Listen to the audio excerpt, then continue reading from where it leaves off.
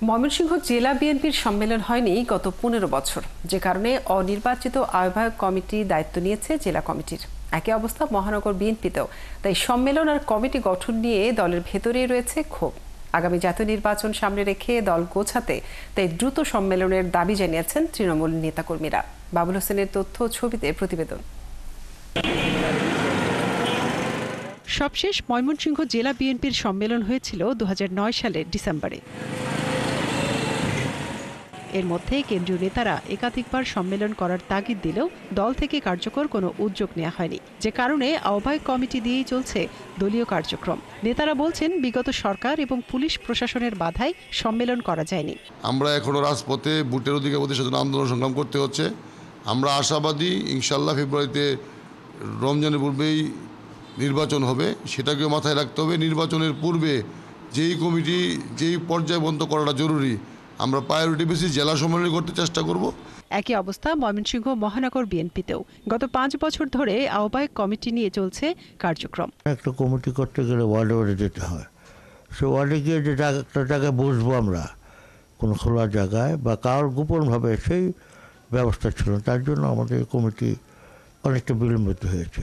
প্রকাশ্যে কাজ করা যায় নাই এবং পালিয়ে থাকতে হয়েছে নেতা কর্মী সমর্থকদের দীর্ঘদিন। সাধারণ সভা সমাবেশই করতে পারিনি, আর সম্মেলন তো এটা চিন্তাই করা যায় না। এদিকে এতদিন চুপ থাকলেও এবার আর কোনো অজুহাত না মানার ঘোষণা দিয়েছেন দলের তৃণমূল নেতাকর্মীরা। দল গোছাতে আগামী জাতীয় সংসদ নির্বাচনের আগেই সম্মেলনের মাধ্যমে নতুন নেতা নির্বাচন করতে চান তারা।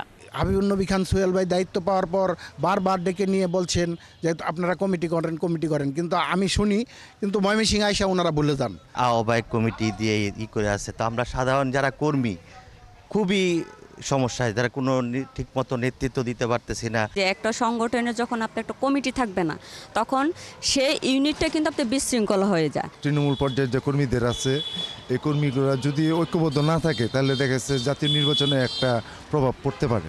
আমরা আশা করতেছি যে নির্বাচনের আগেই যদি ভোটের মাধ্যমে নেতা নির্বাচিত হয় তাহলে সবচেয়ে ভালো হবে। পরিবেশ করে দেওয়া, যাতে সম্মেলন হয়, ভোটিং হয়, ভোটিংয়ে যে বারোই আসবে সেই আগামী দিনে এই জাতীয়তাবাদী দলের নেতৃত্ব দেবে, এটাই আমাদের আশা। এ বিষয়ে কেন্দ্রীয় নেতারা বলছেন, ফ্যাসিস্ট সরকার পতনের পর দল পুনর্গঠনের কাজ করছে বিএনপি। দেশব্যাপী সম্মেলনের মাধ্যমে কমিটি গঠন শুরু হয়েছে।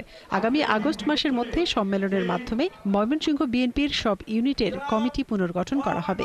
আমাদের দলের ভারপ্রাপ্ত চেয়ারম্যান জনাব তারেক রহমান সারা বাংলাদেশে আমাদের সংগঠনকে আবারও পুনর্গঠন করার উদ্যোগ নিয়েছে। আমরা আবার ঐক্যবদ্ধ হয়েই কিন্তু এই কাজগুলো করছি। তারই অংশ হিসাবে ময়মনসিংহ জেলায় এবং মহানগরে এবং ময়মনসিংহ বিভাগের সর্বত্র কিন্তু আমরা আমাদের কাজ আবার নতুন উদ্যমে আমরা শুরু করেছি।